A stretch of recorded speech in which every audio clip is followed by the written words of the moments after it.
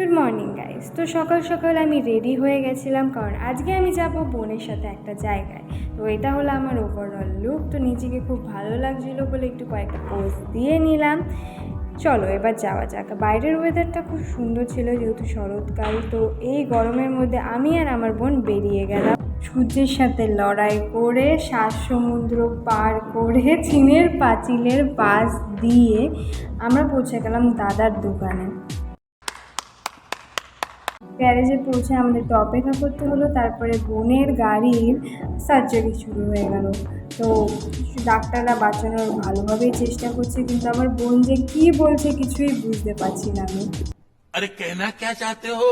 তারপরে আমাদের গাড়ি রেডি হয়ে যায়, তো আমরা আমাদের সব বাড়ি নিয়ে বেরিয়ে পড়ি। আর বাইরের ওয়েদারটা যথেষ্ট ভালো ছিল, কিন্তু গরমটা যখন। তো আমরা বাড়িতে চলে এসেছিলাম। আজকের ভিডিওটা এই পর্যন্ত, আবার পরে দেখা হবে। বাই।